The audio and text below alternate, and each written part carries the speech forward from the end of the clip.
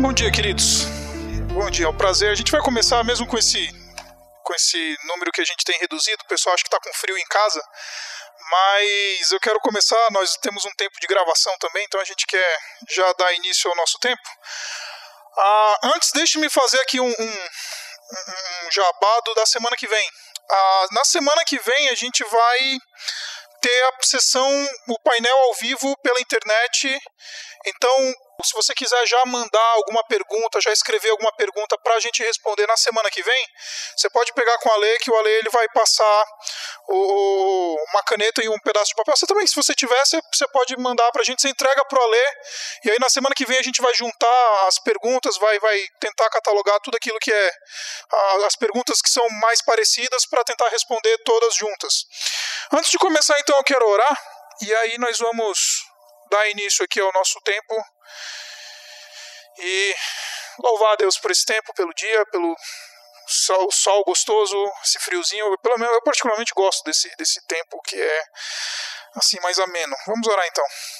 Senhor, nós queremos te agradecer por esse tempo, nós queremos te louvar porque tu és um Deus bom, que nos sustenta, que está governando soberanamente sobre todas as coisas, e nós queremos pedir, ó Pai, que o Senhor fale conosco essa manhã. Agora que vamos abrir a Tua Palavra, depois de ouvir o que a ciência tem a dizer sobre a bioética, nós queremos abrir a Tua Palavra agora e ouvir a Tua voz, e ouvir o que Tu tens a dizer. E então, a partir disso, ó Pai, chegar a algumas conclusões e então crescer à luz da Tua Palavra, por meio da atuação do Teu Espírito. Nós queremos te agradecer, ó Pai, em nome de Jesus. Amém. Bom, eu quero começar então fazendo uma breve revisão a respeito da teologia da vida intrauterina, que foi quando eu terminei o nosso assunto no nosso primeiro encontro. Então nós falamos um pouquinho sobre a teologia da vida intrauterina, o que a palavra de Deus fala sobre o início da vida. E aí nós vimos então que nós temos então três grandes escolas que tentam explicar ou responder a grande pergunta que diz: quando começa a vida? Então você tem a escola conservadora aí que propõe que o início da vida se dá na fecundação. Então essa escola, dentro da teologia, ela diz então que quando os pronúcleos o pronúcleo do espermatozoide se funde com o pronúcleo do óvulo, então ali naquele momento há o início da vida. A escola conservadora moderada, ele entende que a vida começa na fecundação, mas só que a fecundação in vivo, ao contrário de ser in vitro. In vivo é a fecundação intrauterina. Eles entendem que para haver vida, então você não só precisa ter os elementos ali da vida, mas você também precisa ter o ambiente onde a vida se dá, onde a vida vai se propiciar. Então eles entendem que a fecundação intrauterina, onde não só há a fecundação, mas também toda a possibilidade desse óvulo, desse embrião se desenvolver, então eles dizem então que ali há o início da vida. E finalmente nós vimos então que a escola liberal é a escola que entende que ela se desdobra de diversas maneiras, e ela entende então que na sua grande maioria entende que a vida se dá quando os mecanismos, biológicos que determinam a personalidade se formam. Então isso daí foi mais ou menos o que a gente viu no nosso primeiro encontro a respeito disso daqui. Aí eu também passei para você um quadrinho resumindo então um pouquinho dessas posições, e aí você tem aí a sua direita, sua esquerda, ou melhor, a fecundação, então o conservadorismo, a coluna do meio é a coluna do conservadorismo moderado, e a coluna da sua direita a coluna do liberalismo, dentro da teologia, falando dentro da teologia.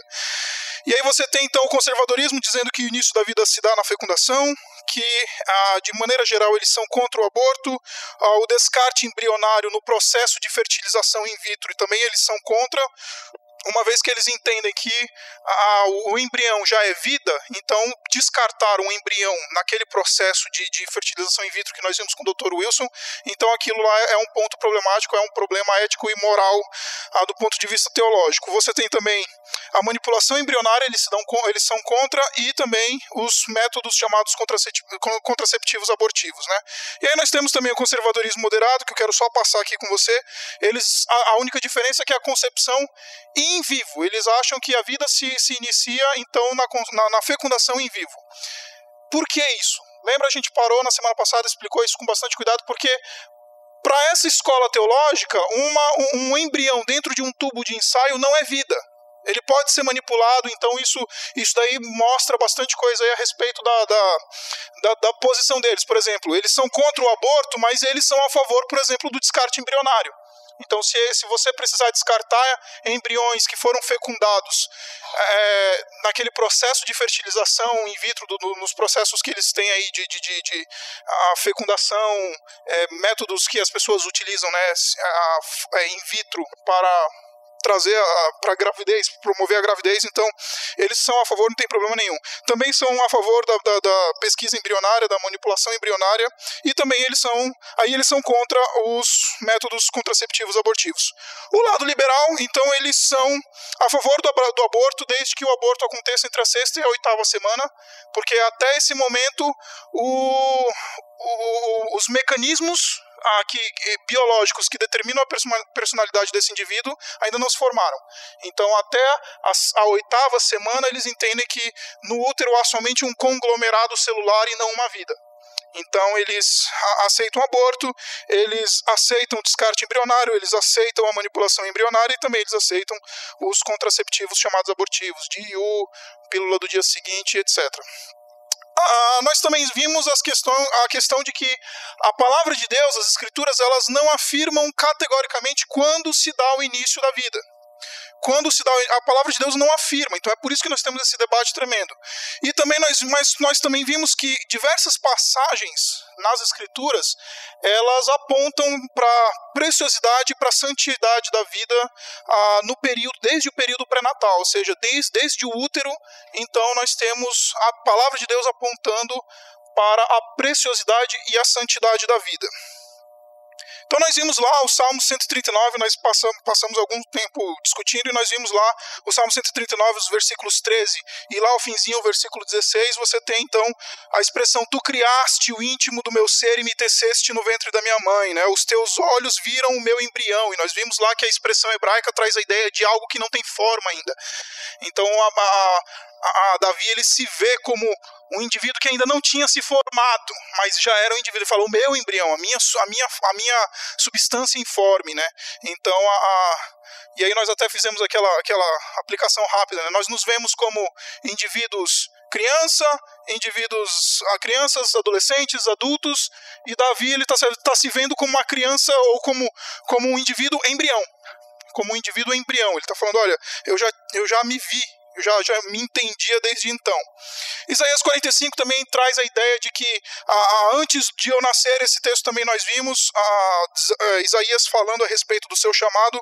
Ele fala que antes de eu nascer, o Senhor me chamou, desde o meu nascimento ele fez menção de meu nome, aquele que me formou no ventre.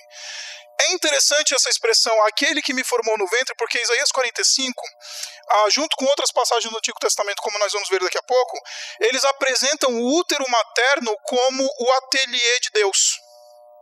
O útero materno é onde Deus, ele faz e ele se apresenta como o Criador. Ele está produzindo uma obra. Ele está produzindo uma obra-prima ali no útero materno. Então, Isaías, ele vê o útero materno como o ateliê de Deus. Tá joia?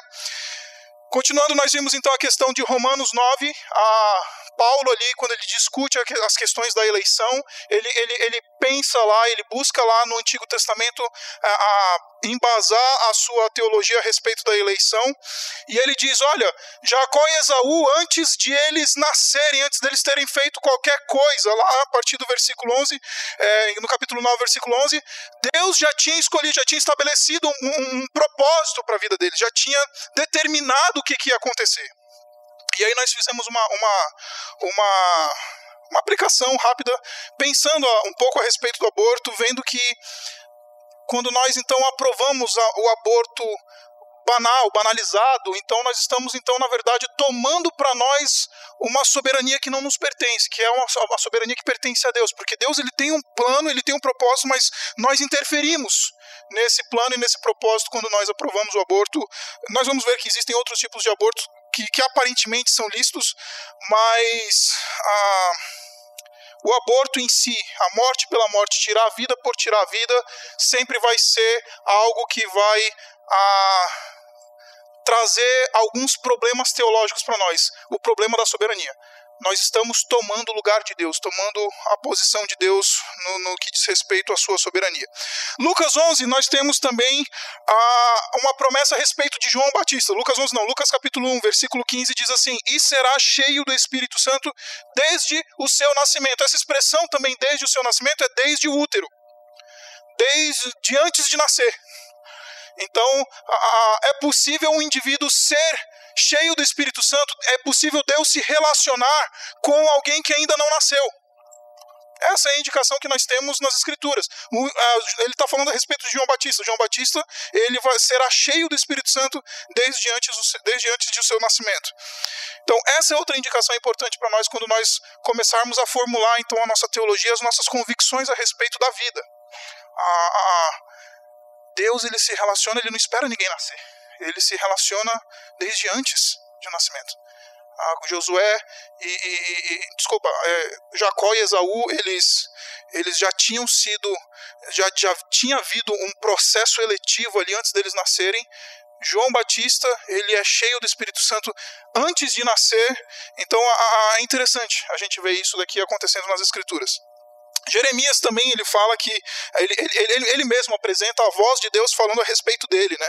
Ele diz assim: antes de formá-lo no ventre, ou seja, Jeremias, ele é o produto da ação criativa de Deus. Ele diz assim: antes de eu te formar, Jeremias, eu te escolhi. E antes de você nascer, ou seja, antes de você sair do útero, eu separei você e designei você profeta das nações. Então a mesma coisa que nós vimos lá em Romanos 11, a questão de Deus, ele já ter planos, já ter propósitos, já ter bem estabelecido a linhagem, aquilo que vai acontecer depois do nascimento. Então é importante nós termos isso em mente. E aí nós temos alguns textos. Eu queria parar rapidamente para ver esse texto de Êxodo capítulo 21, versículos 22 a 24. Êxodo 21, 22 a 24. Se você tiver a sua Bíblia, abre aí comigo. Esse texto aqui é o texto da Torá, e é importante nós olharmos para esse texto, porque esse texto sempre é levantado, não só a questão do aborto, mas também uma série de questões a respeito da vida, e como Deus lidava com o valor da vida e etc. Então vamos ler juntos. Eu estou lendo na Revista Atualizada, uma versão um pouquinho mais antiga, talvez a maioria de vocês esteja lendo na NVI. Diz assim: se dois homens brigarem e ferirem uma mulher grávida e forem causa de que aborte, porém sem maior dano, aquele que feriu será obrigado a indenizar segundo o que lhe exigir o marido da mulher, e pagará como os juízes que lhe determinarem. Mas se houver dano grave, então darás vida por vida, olho por olho, dente por dente, mão por mão, pé por pé. Nós temos aqui um caso de que a lei de Deus no Antigo Testamento, ela considera aquele indivíduo que vai ser abortado ou não. Existe uma grande discussão a respeito se é um caso de aborto ou não que a lei aqui está se referindo, mas nós temos a clara indicação de que a lei de Deus, ela não trata o feto de maneira frívola. A lei de Deus, ela trata o feto como uma entidade perfeita que merece ser protegida, e em caso de dano precisa haver uma retribuição. Então, esse texto é importante para nós. Se você um dia pegar para estudar com mais cuidado, você vai ver que existe uma grande discussão se a lei está vendo de fato um caso de aborto ou se é um caso de nascimento prematuro, de morte. Depende de como você vai interpretar ali um verbinho hebraico que está aparecendo ali, mas independente do que esteja em questão ali, a lei de Deus, ela vê o feto de maneira preciosa e tenta proteger. E fala, se acontecer algum dano, precisa haver uma reparação. Então isso é algo também que precisa entrar na nossa discussão. Quero passar rapidamente então aqui por alguns textos. O texto de Oséias 12:3 diz que Jacó, ele é visto como um ser completo desde o ventre. Ele é um ser completo na sua personalidade, na sua existência, em tudo, desde o ventre.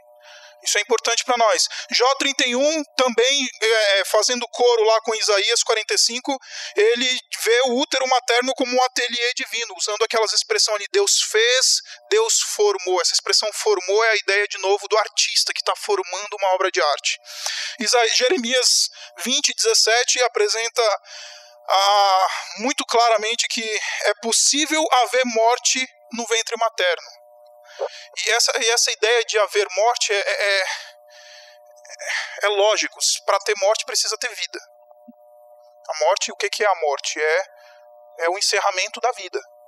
Então é possível morrer mesmo dentro do útero. Então precisamos entender que dentro do útero materno há vida. Então isso daqui é uma coisa que é importante para nós.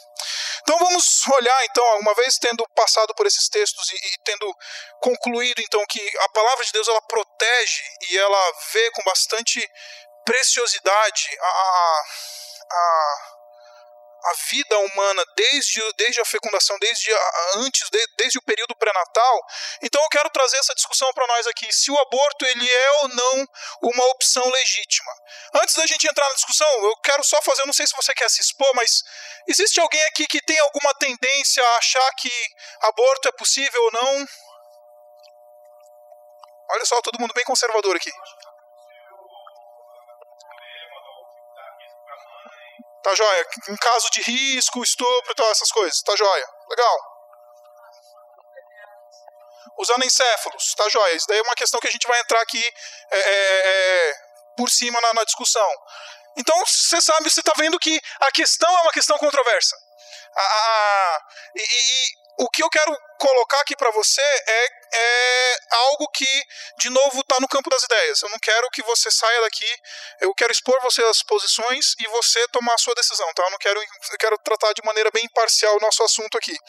Mas uma coisa que nós precisamos ter em mente é que, do ponto de vista bíblico-teológico, o aborto induzido, não espontâneo, o aborto pelo aborto, matei porque eu quero, não tem nenhum problema, vou matar, é uma afronta à santidade da vida e uma prática contrária à lei moral de Deus. Então, o aborto pelo aborto é sempre uma afronta e sempre a transgressão da lei moral de Deus. Então isso daqui precisa ficar muito claro para nós do ponto de vista bíblico-teológico, né? Então nós temos uma argumentação aborcionista, né, que se apresenta para nós e coloca, olha, eu acho que aborto ele é válido por algumas razões. A primeira razão é a questão do direito à vida, em face das chamadas crianças indesejadas. O argumento é o seguinte, ele diz que uma gravidez indesejada resulta numa criança indesejada, que por sua vez resulta em uma criança passível de abuso. Então, assim, se uma mãe não deseja aquela criança, ela deve ser livre para interromper aquela gravidez. Esse é o argumento aborcionista, um dos argumentos. Ele diz que o direito à vida, ele está em choque, então, com a questão das crianças indesejadas. A resposta para esse argumento, que, com todo respeito, é bem fraco, diz que a livre escolha da mãe não está acima do direito à vida da criança. A livre escolha da mãe não está acima do direito à vida de ninguém. A sua livre escolha, a minha livre escolha, não está acima do direito da vida do seu vizinho. E se nós estamos partindo do pressuposto bíblico-teológico de que no útero já há vida, então aquela criança, aquele feto já tem o direito à vida.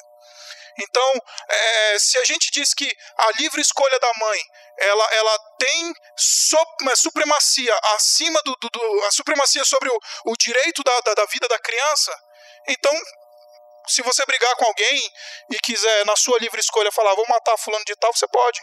Afinal de contas, a sua livre escolha está acima do direito à vida de qualquer pessoa. Então, se você brigar na esquina, o farol fechar lá e brigar, você pode matar. Afinal de contas, a sua livre escolha está acima do direito à vida. A pessoa com quem você brigou não tem direito à vida. Esse é um argumento bem fraquinho, bem fácil de responder a respeito da argumentação aborcionista. Além disso, é uma conjectura afirmar que sempre uma gravidez indesejada resultará numa criança indesejada. Você está trabalhando no campo das hipóteses, você está conjecturando. Ah, não, uma gravidez indesejada sempre vai resultar numa criança indesejada. Não necessariamente. E outra, indesejada por quem? Há incontáveis casais na fila de espera para doação. Alguém pode querer. Alguém pode querer. Então, esse argumento está baseado na conjectura e está baseado em valores que se sobrepõem. Em valores que se sobrepõem. Então, do ponto de vista bíblico-teológico, a liberdade humana não está acima do valor da vida, acima do direito à vida do indivíduo. Tá joia? Vamos continuar então aqui. O direito à vida versus o direito à escolha moral. O argumento do aborcionista aqui também, ele diz que não é certo impor uma conduta moral àqueles que têm outros padrões morais. Ou seja, especialmente nós da perspectiva cristã.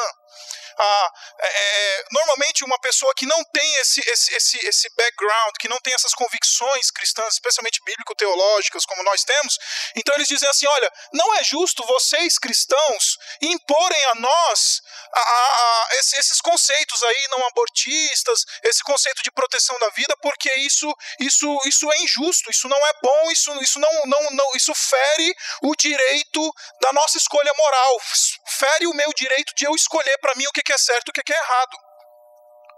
A resposta que nós temos para isso é, primeiro que esse argumento propõe uma anarquia moral. Se cada um vai dizer o que é certo e o que é errado, a gente não precisa de um sistema judicial governando sobre nós, dizendo o que é certo e o que é errado.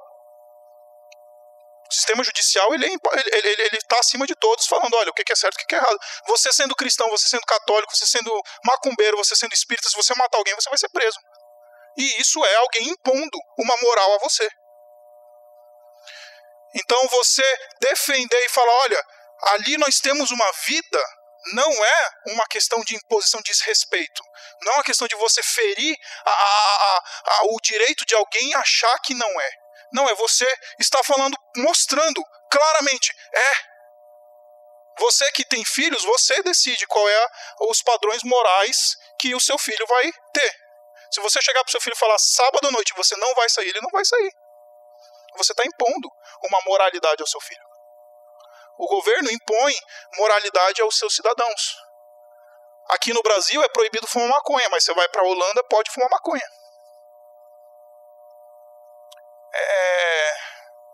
Aqui no Brasil a gente não tem a pena de morte. Lá nos Estados Unidos alguns estados matam mais do que outras doenças graves aí estão matando o mundo.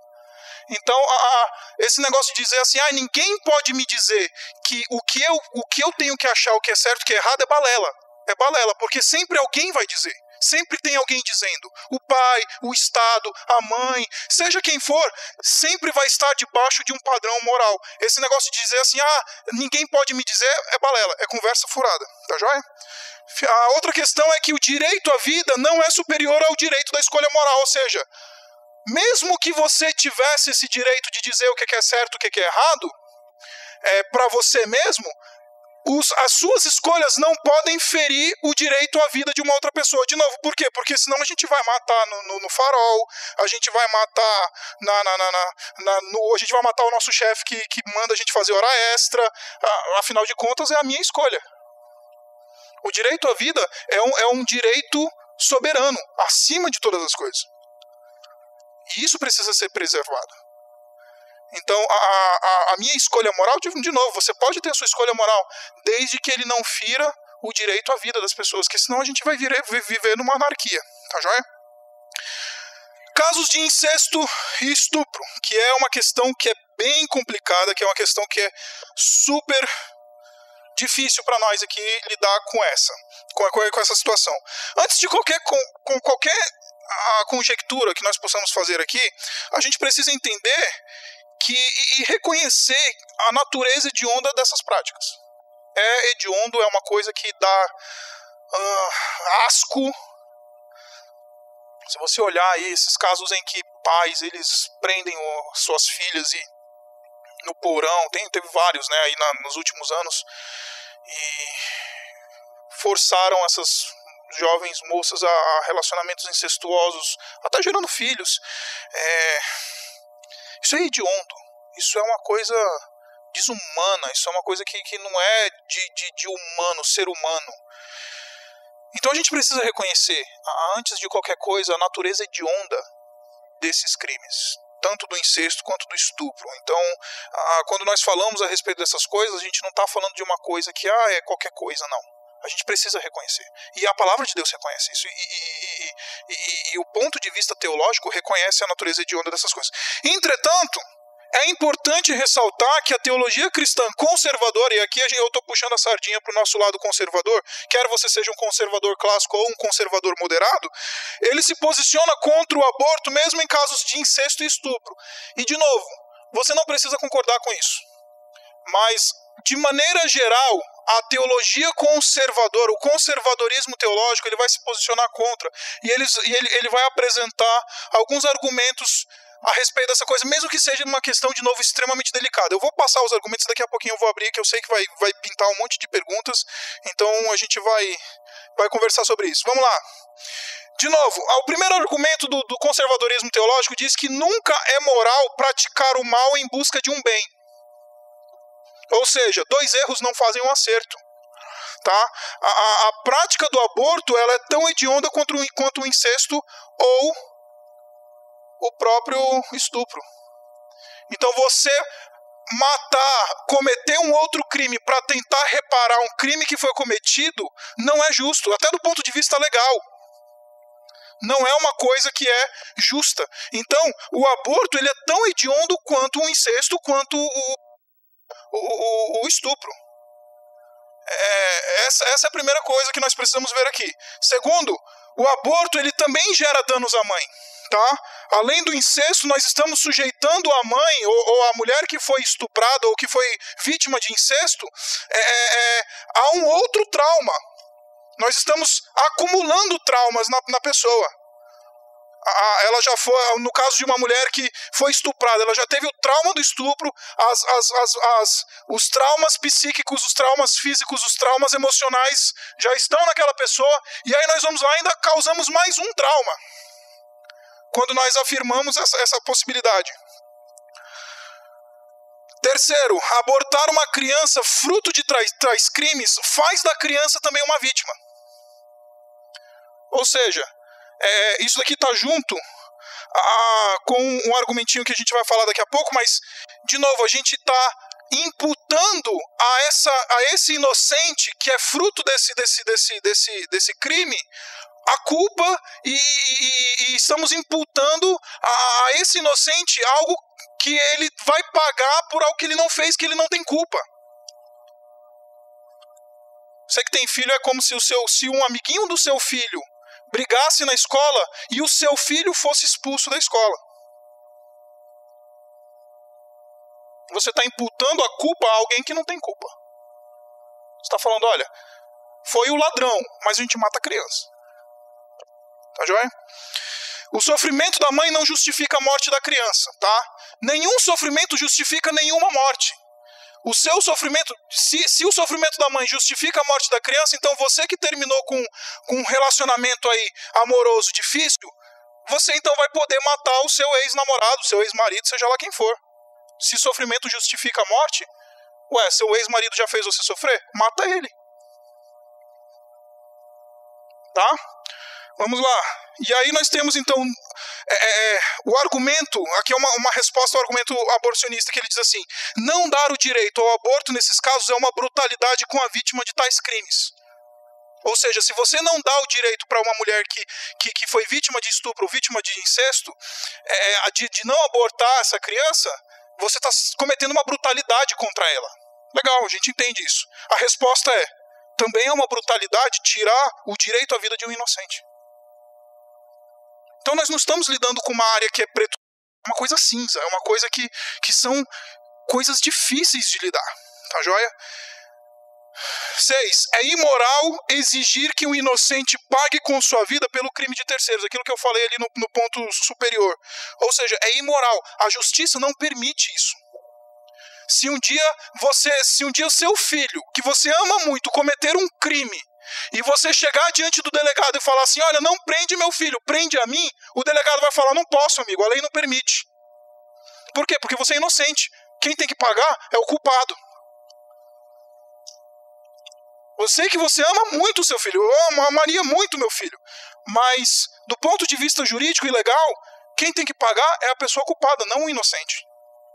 Então você matar uma criança por causa do crime de outro é imoral, do ponto de vista teológico.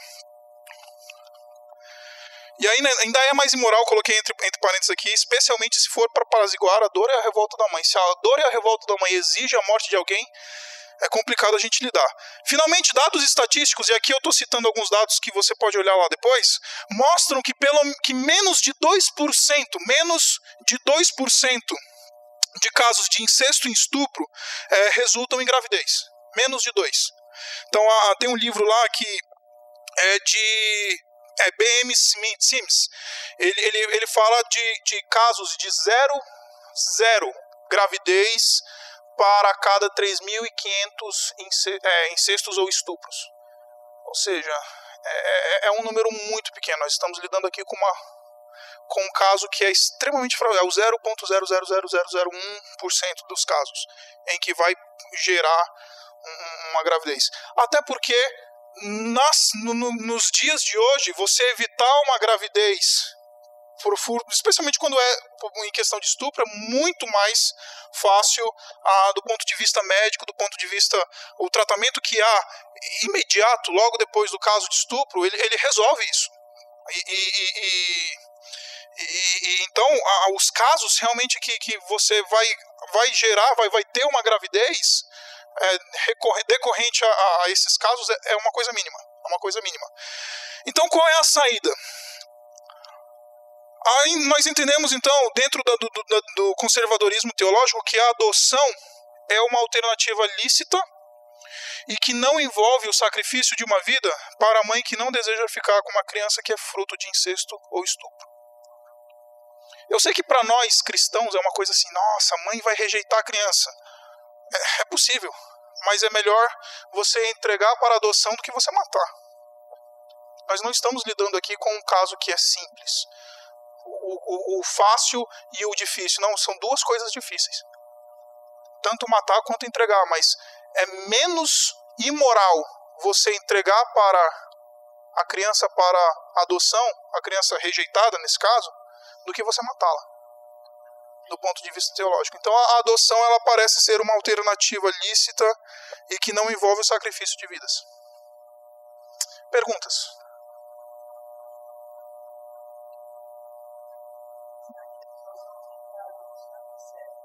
Vamos falar um pouquinho dos anencéfalos. A questão dos anencéfalos é o seguinte, já vamos entrar lá. Além da questão biológica e além da questão teológica ali, nós temos também a questão do direito civil. Ou seja, o nosso governo já se posicionou a respeito disso. Já falou o que deve acontecer. Eles falaram, olha, mata. Eles aprovaram, então, o aborto dos anencéfalos. Do ponto de vista conservador, do ponto de vista teológico conservador, eu não estou considerando aqui o lado liberal, até porque se eu quisesse tentar representar a teologia liberal, eu não iria conseguir, porque eu sou um teólogo de natureza conservadora.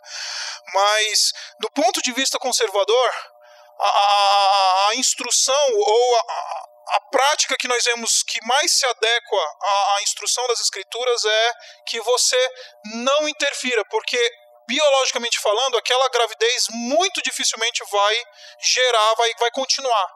Então, o ponto de vista, a teologia diz, deixa seguir o curso natural. Você não precisa ir lá e encerrar o curso natural. Uma gravidez de anencéfalo, ela é raríssimo, mas raríssimo. Assim, é uma questão estatística assim, absurda de algumas gravidezes que a criança chega até a nascer com vida. Não tem. Então, a instrução, ou aquilo que nós entendemos ser o que é mais moral do ponto de vista ético e teológico, é você manter a gravidez e esperar, porque é muito quase certo que aquela criança vai de fato morrer, então você deixar o curso natural da vida / morte acontecer. Fala, Diógenes.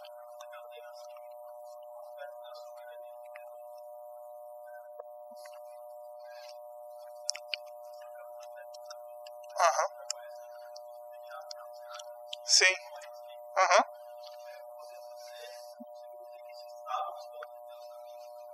Sim, vocês entenderam a pergunta? É uma pergunta extremamente teológica.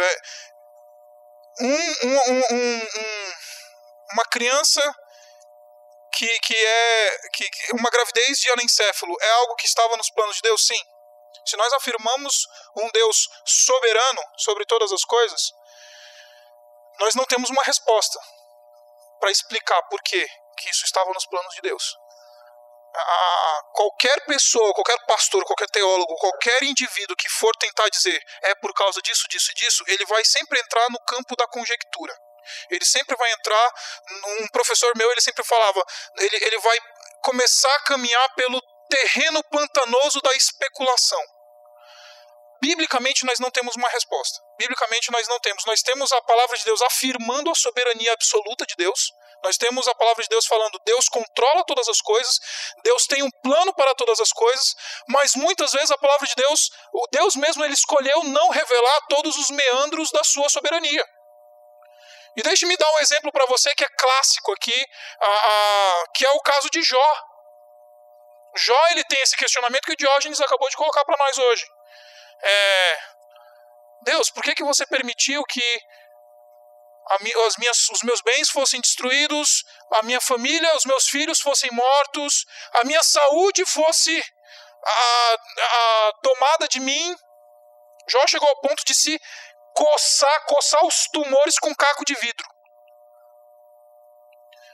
E aí, é interessante que quando ele dirige o seu questionamento a Deus, ele pergunta a Deus, por quê? Deus, ele não dá uma resposta direta para Jó. Ele sarcasticamente chega para Jó e fala, Jó, quão bom você é em fazer chuva. Quão bom você é em estabelecer os limites dos mares. Quão bom você é em dominar o Leviatã, que é uma figura do Antigo Testamento para o caos. Quão bom você é nisso. E aí Jó entende, ele fala, de fato, eu acho que a pergunta talvez não seja por quê, mas seja para quê, ou seja quem. Para que Deus permitiu isso? O que eu preciso aprender no meio dessas coisas? E quem é que está no controle de todas as coisas? Sou eu ou é Deus? Então a pergunta que Jó faz para Deus, por quê? É a mesma pergunta que nós fazemos. Por que Deus permite que crianças anencéfalas sejam geradas? Por que tem crianças passando fome na África? Por que tem tsunamis varrendo o Sudeste Asiático? Por que tem um terremoto que arrebenta com o Japão? Por quê? A resposta é, Deus tem tudo a ver com isso, mas nós não sabemos responder por quê. Porque Deus tem um plano, Deus tem os meandros do seu governo, Deus não explica para nós. E essa é a razão por que nós afirmamos a soberania. Porque se Deus tivesse que ficar prestando contas, quem presta conta é servo, não é soberano.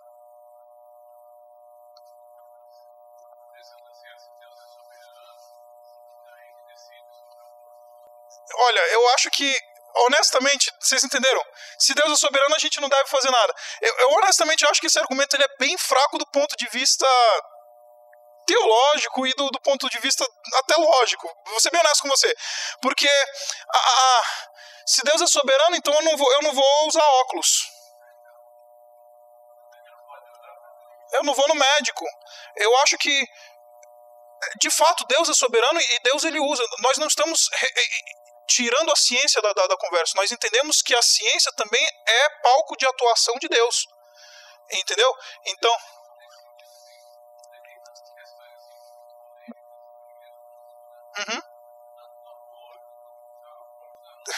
Já resolveu a coisa, né? Essa é uma grande pergunta que a gente precisa fazer para Jesus Cristo quando chegar no céu. A resposta que eu tenho para você é o seguinte: quando o Senhor Jesus Cristo ele olha para as Escrituras, a visão que o Senhor Jesus Cristo tem das Escrituras é uma visão extremamente interessante. Ele vê as Escrituras como revelação de Deus. E é interessante que tudo que o Senhor Jesus Cristo ele fala a respeito da vontade de Deus é autenticado pelas Escrituras. Quando o Senhor Jesus Cristo estava na Terra, qual era a Bíblia que ele lia? Era o Antigo Testamento. Então, quando ele fala a respeito das Escrituras, e a visão que ele tem das Escrituras é: isso daqui é revelação de Deus para nós. Então ele não contradiz. Então, por exemplo, se a palavra de Deus, a lei de Deus, a lei moral estabelecida no Antigo Testamento está dizendo: olha, é uma afronta a Deus matar uma criança, Jesus Cristo não vai se colocar contra. De novo, porque ele tem uma visão altíssima, a gente chama de uma visão alta da bibliologia. Jesus Cristo ele olhava para as Escrituras, ele via a revelação de Deus ali. E é por isso que nós entendemos muito da bibliologia hoje como revelação de Deus, por causa do testemunho de Cristo.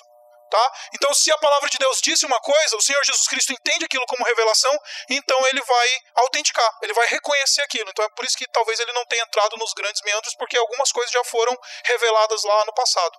Tá joia?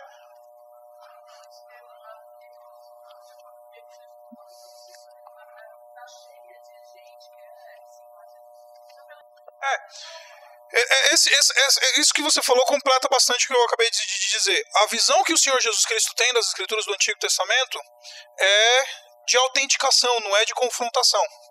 Tá? E o Senhor Jesus Cristo ele olha e ele fala: olha, no seu debate com os fariseus, o que ele diz? Olha, se vocês querem me conhecer, olhem as Escrituras, porque as Escrituras testificam ao meu respeito.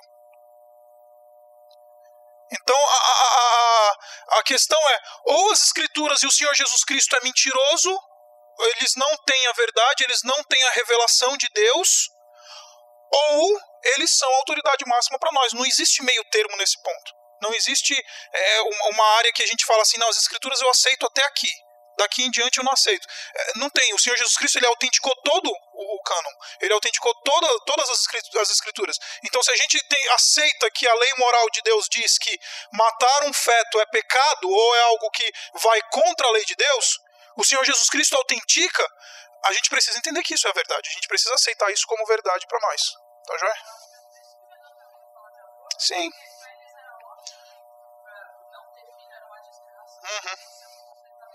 De novo, isso conclui, acho que um pouquinho dessa nossa discussão aqui, né? A questão do aborto, aquilo que a gente falou, né, lá no início, lá falando de Romanos, os planos de Deus, a gente não conhece os planos de Deus, então você interferir de maneira direta naquilo que Deus estabeleceu, nos planos de Deus, para aquela vida, é de fato uma afronta, é você querer tomar o lugar de Deus no processo de soberania. Sim, não. A palavra de Deus ela não fecha o início da vida, ela fecha a preciosidade da vida no útero. Uma vez que já acontece a vida ali, precisa ser protegido. Essa é a visão que eu falei do conservadorismo moderado. O conservadorismo moderado entende que o início da vida se dá na fecundação no útero. Fora do útero, aquele óvulo ele não vai se desenvolver, aquele óvulo ele não tem potencial de vida. Tá? Ele considera, essa posição ela considera o chamado ambiente propício à vida como também algo que faz parte do conceito de vida. Por exemplo, o planeta nós precisamos de oxigênio para viver. Sem oxigênio a gente morre. Tá? Então um embrião precisa de um útero para se desenvolver. Então eles consideram essa posição. Eu sei que é uma posição também controversa, porque tem uma resposta do lado ultraconservador, tem uma resposta do lado liberal. É um debate.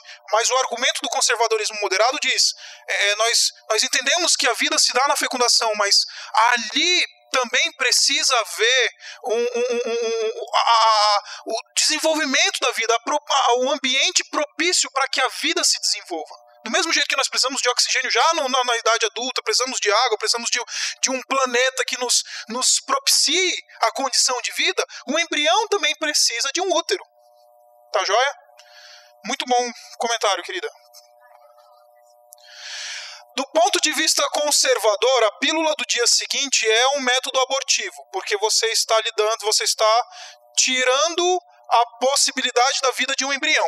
Tá? Então, a pílula já está fecundado, ele já está no útero. Então, tanto do ponto de vista conservador moderado quanto do ponto de vista conservador ultraconservador, a pílula do dia seguinte é um método abortivo, porque já houve a fecundação e você está não está propiciando a vida daquele embrião, tá joia? A mesma coisa para o DIU que já foi falado aqui, tá? Bom, essa é uma questão, acho que essa daí a gente precisa perguntar do Dr. Wilson. Até a informação que eu recebi a respeito disso, eu não sou médico, então com relação ao DIU é o seguinte, de fato, é um guarda-chuvinha de cobre, ouro ou prata, que é algum metal, e ele tem, alguns dizem que é função espermicida, outros dizem que de fato ele mata o próprio embrião. Se é de função espermicida, eu não posso dizer porque eu não sou médico, a gente precisava da presença do Dr. Wilson aqui. Se é de função espermicida, então não tem problema. Agora, se ele interfere no embrião, então a gente tem um problema. Tá legal? Vamos continuar.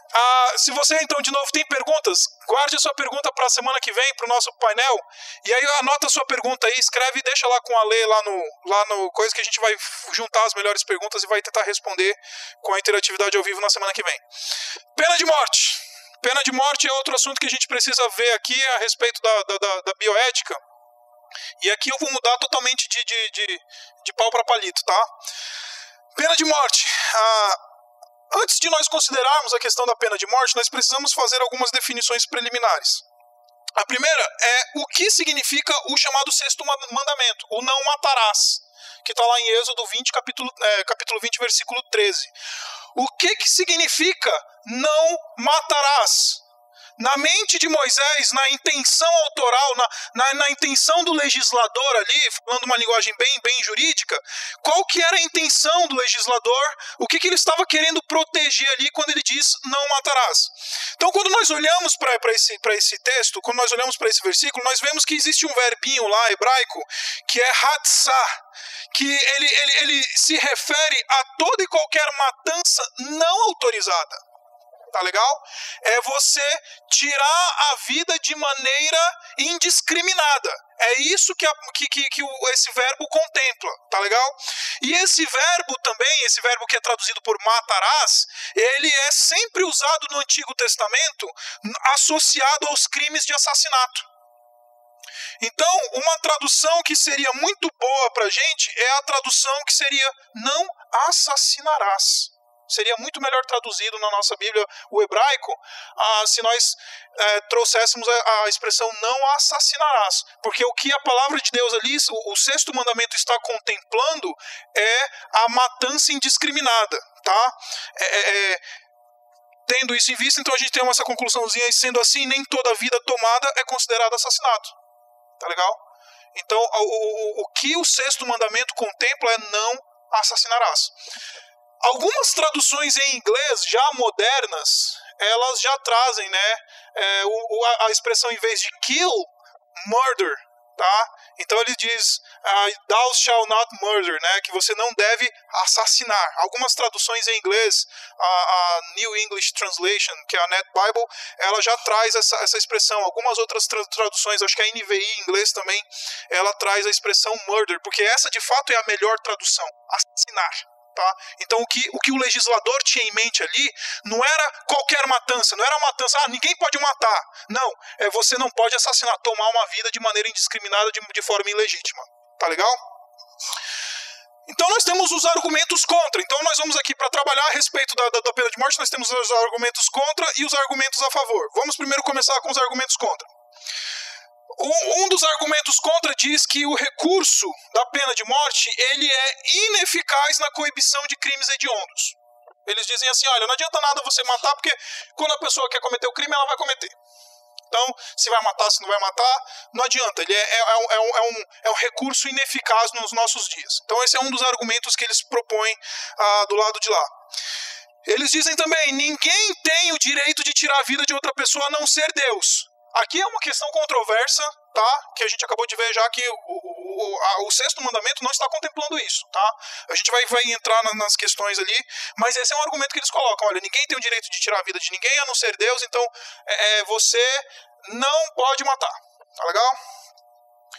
É a legalização da vingança. E os cristãos, eles são chamados ao perdão e não à vingança. Alguém lê para mim lá em 1 de Pedro 3, versículo 9. 1 de Pedro 3, 9. É um textinho extremamente interessante para nós.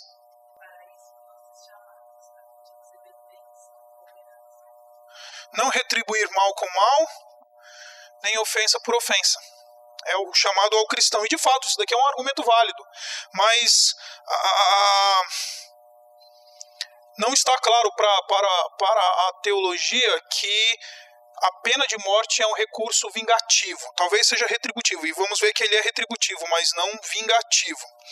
E eles dizem também do lado da pena de contrária à pena de morte, eles dizem que é um retrocesso penal. É a reinstauração da chamada lei de Talião. O que é a lei de Talião? A lei de Talião é a lei do olho por olho, dente por dente. Tá? Só que assim, normalmente a gente vê essa lei como assim, essa lei ela promove a violência. Ou seja, se alguém vai lá me dá um soco e quebra 2 dentes meus, eu tenho que ir lá dar um soco naquele indivíduo e quebrar 2 dentes daquele cara safado. E eles dizem assim, tá vendo? É uma lei que promove a violência. Na verdade, a lei de Talião, ela não é um recurso que promove a violência, ele tenta proteger ou tenta coibir a volúpia humana na vingança desproporcional. Porque você pode pensar na sua experiência. Se você tomar um soco, você quer pegar essa pessoa e esfregar a cara dela no asfalto. A nossa volúpia vingativa sempre prevê uma retribuição extremamente desproporcional. Então a lei de Talião, ela fala, olha meu amigo, a sua retribuição, ela não pode ser segundo a sua própria natureza vingativa, ela tem que ser justa. Então, é um boi, é por outro boi. É uma vida, é por outra vida. É um dente, é por outro dente. Até a própria palavra de Deus, ela institui a lei de Talião no período da Antiguidade. Então, o propósito da lei de Talião não era promover a violência. Pelo contrário, era coibir e restringir a volúpia da vingança desproporcional, da retribuição excessiva. Então, essa é a questão da lei de Talião. Vamos lá, então, os argumentos a favor da pena de morte. Deus concede ao governo humano o direito de punir o criminoso com pena capital. Alguém para mim, olha lá em Gênesis capítulo 9, 5 e 6. Gênesis 9, 5 e 6.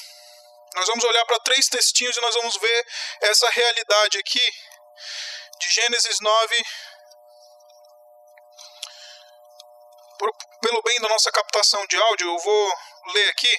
Gênesis 9, 5 e 6 diz assim: certamente requererei o vosso sangue, o sangue da vossa vida, de todo animal o requererei, como também da mão do homem, sim, da mão do próximo de cada um requererei a vida do homem. Se alguém derramar o sangue do homem, pelo homem se derramará seu sangue. Está vendo lá? Porque Deus fez o homem segundo a sua imagem. Ou seja, nós estamos lidando aqui com o período de Noé. Deus está fazendo aliança com Noé depois de haver o dilúvio, depois de tudo aquilo que aconteceu, você conhece a história. Deus então está recomeçando com a humanidade. E nós não estamos lidando, isso daqui é um período pré-lei, pré-mosaico. É antes de Moisés instituir a lei. Israel nem existia nessa época. E Deus ele já está falando, olha, quem derramar sangue, terá o seu sangue derramado. Olha lá em Números 30, que já é no período legal, no período de Israel como nação, e a lei sendo regida pela lei de Deus, na teocracia. Então olha o que diz o 30. Todo aquele que matar a outrem será morto, conforme o depoimento das testemunhas, mas só uma testemunha não deporá contra alguém para que morra. Ou seja, para alguém morrer, precisa ter mais de uma testemunha. Se matou, tem 2 testemunhas, esse cara vai pagar com a vida. Tá legal? Então, A lei de Deus está autenticando algo que era pré-mosaico. Antes de haver nação, Deus já tinha dado o direito à sociedade daquela época a retribuir com a pena capital. Agora, havendo a nação em Israel, Deus está dando o direito ao sistema legal retribuir com a pena capital. E nós vamos ver agora Paulo reconhecendo o direito lá em Romanos 13. Romanos 13 é um texto extremamente importante para nós, porque ele diz assim... 3 a partir do versículo 1. Todo homem esteja sujeito às autoridades superiores, porque não há autoridade que não proceda de Deus. E as autoridades que existem foram por ele instituídas. De modo que aquele que se opõe à autoridade resiste à ordenação de Deus, e os que resistem trarão sobre si mesmos condenação. Porque os magistrados não são para o temor quando se faz o bem, e sim para quando se faz o mal. Queres tu não temer a autoridade, e terás louvor dela, visto que a autoridade é ministro de Deus para o teu bem. Entretanto, se fizeres o mal, teme, porque não é sem motivo que ela traz a espada. Então Paulo está reconhecendo o direito da autoridade que é ministro de Deus, constituído por Deus, sendo bom, sendo ruim, sendo uma autoridade boa, limpa ou corrupta, é instituída por Deus, e ela traz a espada. E o interessante é que ela traz a espada para o teu bem. Tá? Então, nós vemos aqui que há uma continuidade nesse tema. Deus, ele ao longo da história da revelação, ele concede ao Estado, à autoridade, o direito de punir com a pena capital. Tá joia? Vingança e retribuição são conceitos distintos. Deus proíbe a vingança, mas concede o direito ao Estado de retribuir o criminoso por algum crime cometido. É aquilo que nós acabamos de ler. Olha, se você fizer o bem, não precisa temer. Mas se você fizer o mal, teme. Porque o ministro de Deus, o Estado, vai retribuir. O Estado vai cobrar. E ele traz a espada. Então, vingança é diferente de retribuição. Vingança é uma questão pessoal da volúpia da nossa própria ira comum. A retribuição é algo que pertence à jurisprudência ou pertence ao âmbito da autoridade. Tá legal? Outro argumento que dizem é que Deus no Novo Testamento é um Deus de graça. Gente, nós temos o caso de Ananias e Safira em Atos, em que Deus ele pune de forma direta ali. Mentisse, Pedro até fala, olha, você não mentiu aos homens, você mentiu ao Espírito Santo, e os dois caíram duros ali, na frente da congregação. Então, Deus é graça, mas Deus é justiça. Então, esse argumento de dizer, não, o Deus do Novo Testamento é um Deus meio cor-de-rosa, não é tão malvado como o Deus do Antigo Testamento, é balela. Até porque o Deus do Antigo Testamento é um Deus cheio de graça. Vocês serão o meu povo e eu serei o seu Deus. E ali é uma aliança incondicional. Não interessa o que vocês vão fazer, eu vou ser o Deus de vocês, eu vou ser o amparador de vocês, eu vou ser o guia de vocês, eu vou ser o pastor de Israel. Ele é extremamente gracioso. É uma mensagem no Antigo Testamento de extrema graça ali. Tá joia?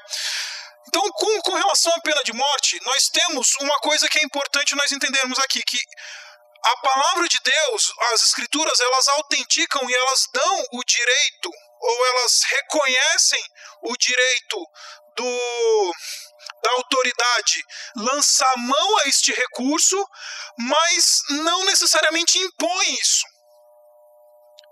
Você entendeu? Ou seja, a autoridade, biblicamente, teologicamente, ela tem o direito de lançar mão, de usar deste recurso da pena capital. Mas nós não temos uma imposição bíblica dizendo, olha, faça isso. Você tem que ter a pena capital.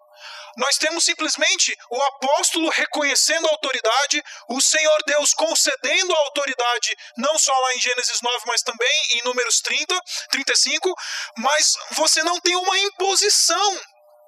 Deus falando assim, olha, todas as nações têm que tratar o criminoso dessa maneira. Não. Então, isso é algo que nós precisamos entender com bastante cuidado. Se a autoridade quiser lançar a mão, Pode, mas se não quiser, não precisa, não é obrigado. Não existe uma imposição bíblica à autoridade para lançar a mão desse artifício. Deu para entender? Alguma pergunta até aqui? Exatamente, O estímulo principal sempre é o perdão e a restauração. Mas o que eu estou querendo dizer é, de novo, dentro das Escrituras, nós temos Deus concedendo à autoridade esse direito de matar. Deus concede, ele fala, olha, é ministro meu, é de Deus, e ele traz a espada para o teu bem. Ou seja, o fato dele matar o criminoso, isso é para o teu bem. Exatamente, Paulo foi até morto pelo Estado. Jesus Cristo, ele foi morto pelo Estado. Ele foi bastante, mas eu não diria que ele foi assassino, eu diria que ele foi instrumento de Deus na questão das guerras ali e tal. Eu consigo entender o seu argumento.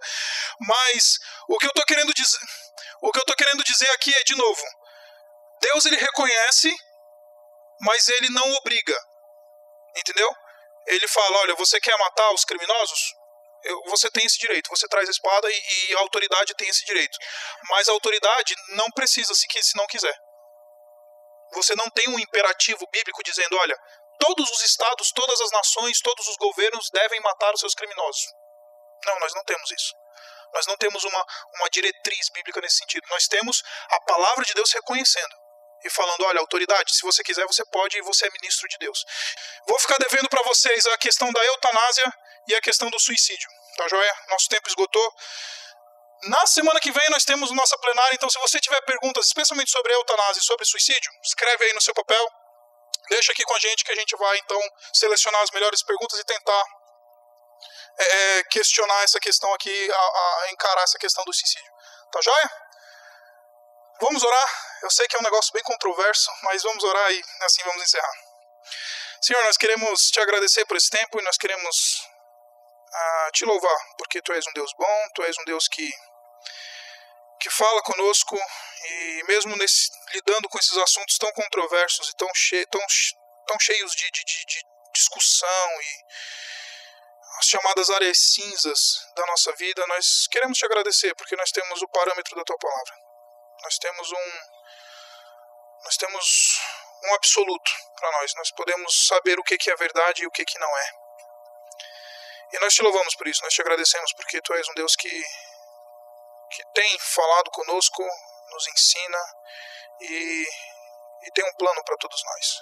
Nós te louvamos, ó Pai, nós te agradecemos, em nome de Jesus. Amém.